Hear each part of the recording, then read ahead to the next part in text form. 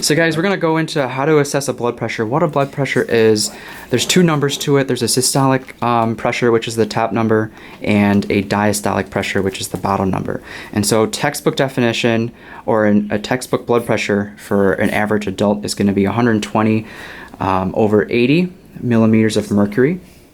And so that systolic pressure is just the amount of pressure it takes for the heart to push blood to the rest of the body, whereas the bottom number, the diastolic pressure, is the amount of pressure within our vessels when the heart is relaxed, when it's open. So there's always going to be some amount of pressure throughout our vessels, and it's just a difference of, is the heart contracted or is it relaxed?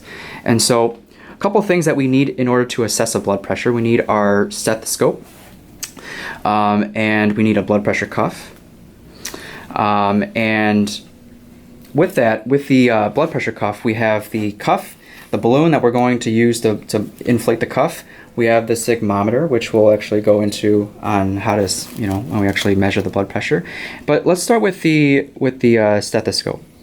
So with the stethoscope, some stethoscopes have this directionality to it. Notice how the ears are facing to the right side of the camera right now. And so because our ear canals are towards our eyeballs, when we apply the stethoscope, we want the direction to go towards your eyes.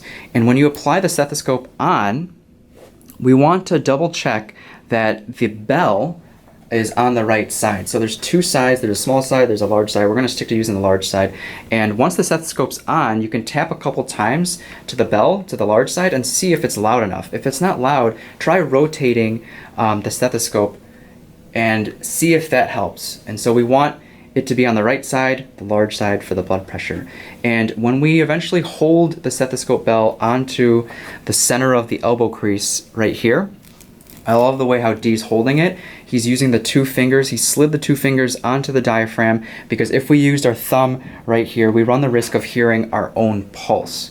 And we want to create a good seal all the way around. We don't want any of that blood pressure sound to leak out.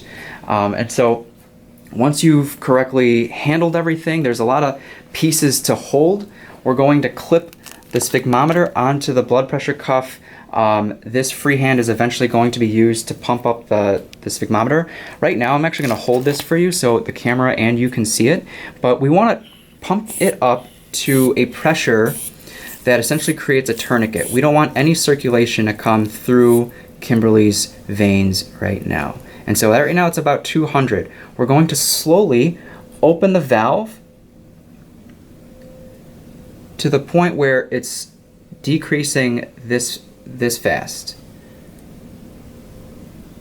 You're going to start seeing a tick, but it's when you first hear it. It's when you hear it is what the number is at.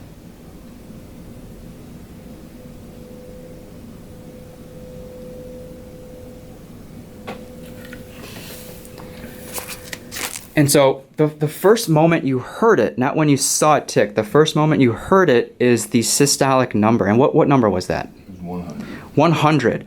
And then the moment it disappears, the moment you stop hearing it, is the diastolic number. And what number was that? It was about 68. So our blood pressure would be 100 over 68 millimeters of mercury. To go into the next kind of skill set, this kind of segues into a palpated blood pressure, right? Let's say we're in a situation where we're unable to hear. Either you don't have a stethoscope, or you're in the back of an ambulance, the radio's going, or the windows are down, or it's just a very noisy environment. So the palpated blood pressure does not need the stethoscope. All you need is the blood pressure cuff. Once again, make sure it's the right size. If the blood pressure cuff feels like the Velcro is not latching on properly, you're going to upgrade it to a larger cuff. And so go ahead and apply the sphygmometer onto the cuff, and then before you pump it up, find the radial artery, find the pulse. And once you've located the pulse, you're going to blow it up to what becomes a tourniquet, and then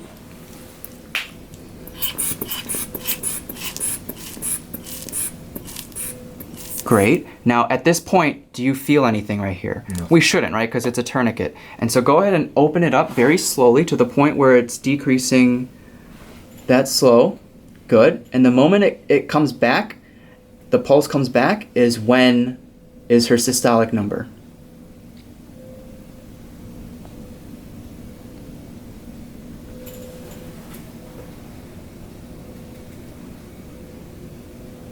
All right, I see G shaking his head, and we will not get a diastolic number because the pulse will never disappear for obvious reasons. And so our blood pressure is, what's systolic? It was like 96. We got 96 over palp or P. And so we only use this in situations where it's very noisy, you don't have a stethoscope, or you're unable to obtain a regular blood pressure. And then this is called a palpated blood pressure. Okay. So good job. Thanks, Dee. Thanks, Kimberly. Yep.